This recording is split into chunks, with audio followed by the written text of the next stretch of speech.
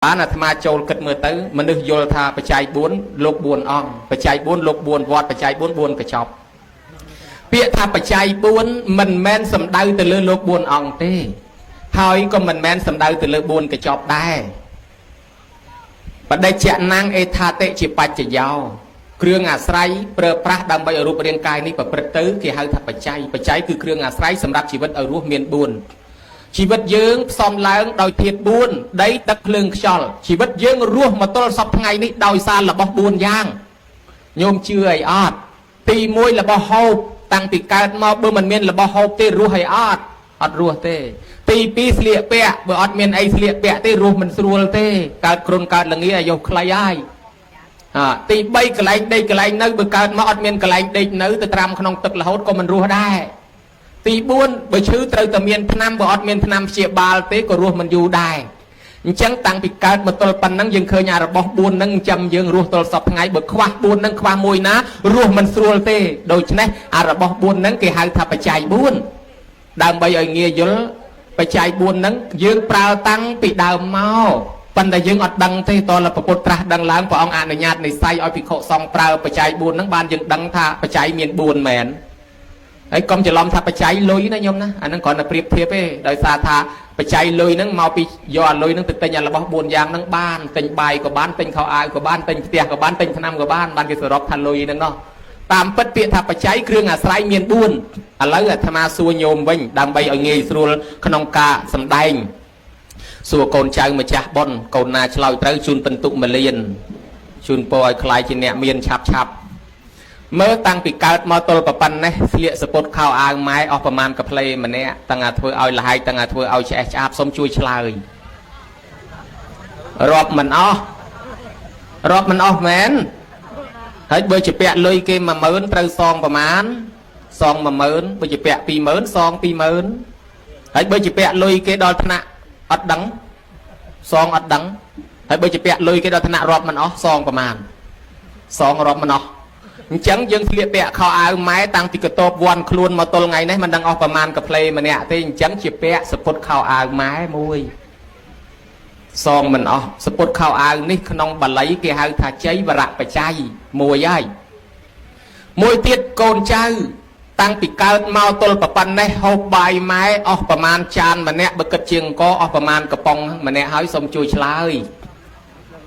មាន កូន ណា បាន កត់ ទុក ដែរ ឆ្លើយ ត្រូវ ជូន ពិន្ទុ 2 លាន អត់ អស់ ប្រមាណ កំប៉ុង អត់ អស់ បើ អញ្ចឹង ដូច អាត្មា ដែរ អាត្មា ក៏ អត់ ដឹង ចំនួន ដែរ តាំង ពី កើត មក មិន ដឹង អស់ លុយ ម៉ែ ថ្លៃ អង្គ ថ្លៃ បាយ ថ្លៃ ម្ហូប ប្រមាណ ហើយ យើង គិត មើល យើង ទៅ មើល កុន ទៅ មើល ល្ខោន ទៅ លេង វត្ត ម៉ែ ចែក លុយ ឲ្យ ទៅ មើល ល្ខោន ម៉ែ ចែក លុយ ឲ្យ ទៅ រៀន ហើយ ម៉ែ អត់ ដែល កត់ ទុក ទេ ណា ប៉ុន្តែ ឥឡូវ នេះ ណា បើ សិន ជា ម៉ែ កេះ កូន កូន ណា ត្រូវ ការ ទិញ ជី ឲ្យ ម៉ែ ឆក់ 300000 សិន មក កូន ឲ្យ ម៉ែ ខ្ចី 20000 សិន មក ទិញ ជី ដាក់ ស្រូវ ទិញ ប្រេង បំទឹក បាន ដល់ បន្តិច កូន គេ រំលឹក ម៉ែ ជា ពាក់ ខ្ញុំ 50000 ហើយ ប៉ុន្តែ បើ យើង រាប់ ជា ពាក់ ម៉ែ តាំង ពី តូច មក មិន មែន ដែល បុក សរុប ម្ដង ទេ ណា បើ ដូច្នេះ អាច ជា ពាក់ ថ្លៃ បាយ នេះ បើ យើង រាប់ មើល ទៅ រាប់ មិន អស់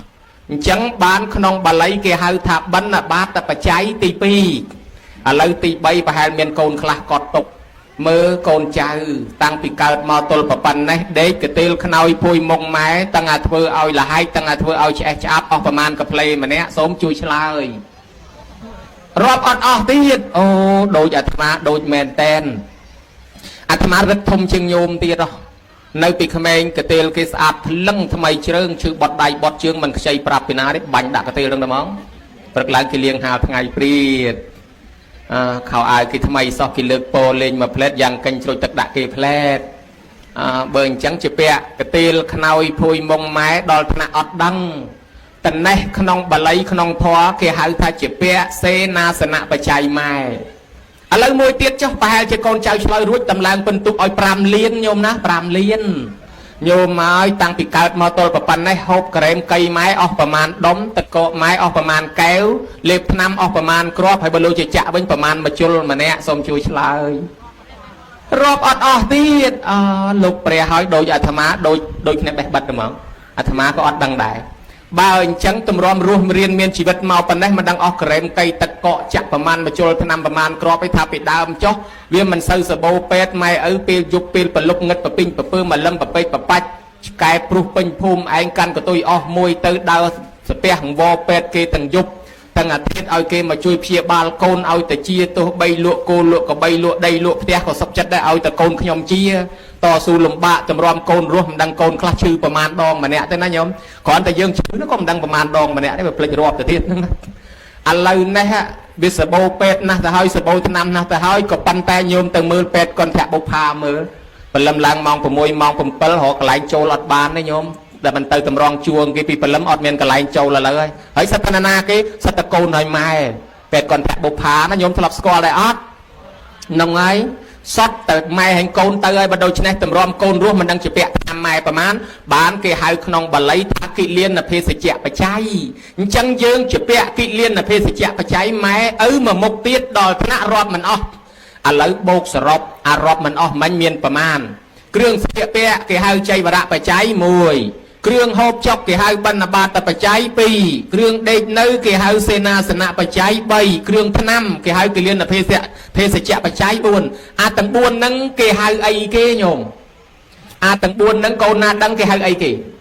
គេហៅបច្ច័យ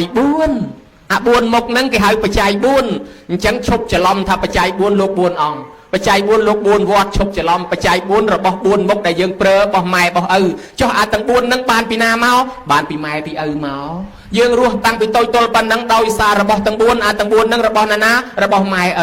ញ្ចឹងជាពាក្យរបស់ណាជាពាក្យរបស់ម៉ែឪសរុបដោយខ្លីជាពាក្យបច្ច័យ4ម៉ែឪបានជាពេលដឹងគុណត្រូវធ្វើបច្ច័យ4សងគុណម៉ែឪវិញ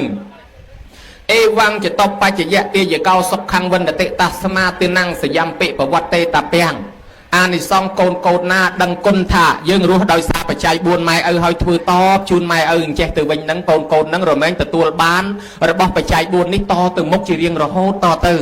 ចាប់ពីថ្ងៃនេះចាប់ពីជាតិនេះតទៅមុខលែងក្រលែងខ្វះរបស់ទាំង4ហ្នឹងហើយព្រោះយើងដាំពូជចេះហូបបាយចេះស្លៀកពាក់ទៀតយើងកើតជាមនុស្សនេះត្រូវសបោសបាយគ្រឿងស្លៀកពាក់គ្រឿងហូបចុកដូចយើងធ្វើស្រូវបានស្រូវដាំពូជទុកឆ្នាំក្រោយបានច្រូតទៀតបានពូជបានសដែកហើយដាំពូជទុកឆ្នាំក្រោយបានពូជសដែកបេះទៀតយ៉ាងណារស់ដោយសារបច្ច័យ4ដាំពូជបច្ច័យ4ទុកទៀតយើងសបោបច្ច័យ4នេះមិនខ្វះមិនកន្លះតទៅណាញោមណាហើយដាំពូជទុកហ្នឹងណាមានពូជដល់តែស្លាប់ទៅគេឲ្យកើតមកចេះស្លៀកពាក់ខោអាវទៀតចេះហូបបាយទៀតមានផ្ទះនៅទៀតដល់តែយើងអត់បានដាំពូជបច្ច័យ4នេះទេកើតឡើងកម្មੰវិភយតិសត្វកម្មੰសតេវិភយតិយៈតិទាំងហិណាបណៃតតាយៈកម្មវាបែងចែកណាអត់បានដាំពូជបច្ច័យ4ទុកអត់ចេះស្លៀកខោអត់ចេះពាក់អាវគេឲ្យទៅកើតកន្លែងអត់ចេះស្លៀកខោអត់ចេះពាក់អាវកើតឡើងអាខ្លះជើង2អាខ្លះជើង4អាខ្លះមានស្អាបអាខ្លះមានខ្នាយ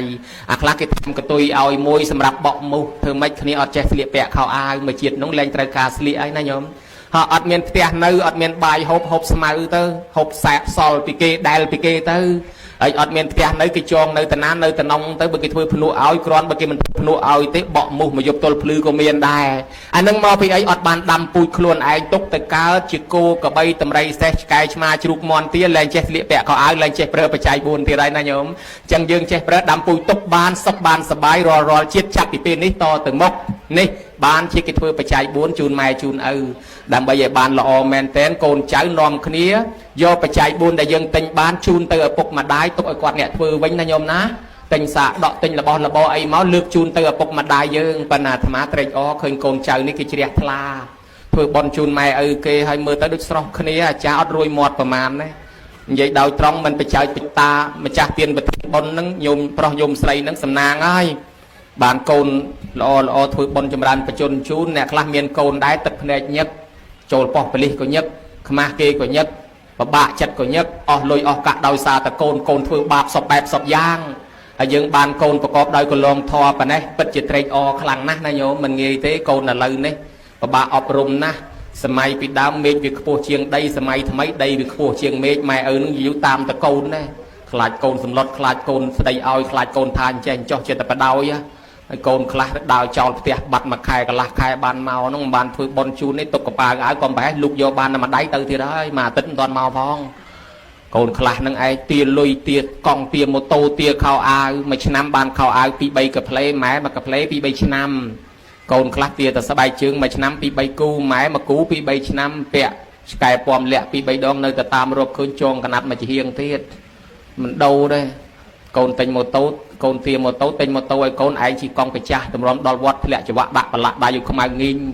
to su sọp giang đam bay cồn chẳng bữa bàn cồn là o thôi bon cho mình lên phải chôn ao chạy bình nắng cứ tha cục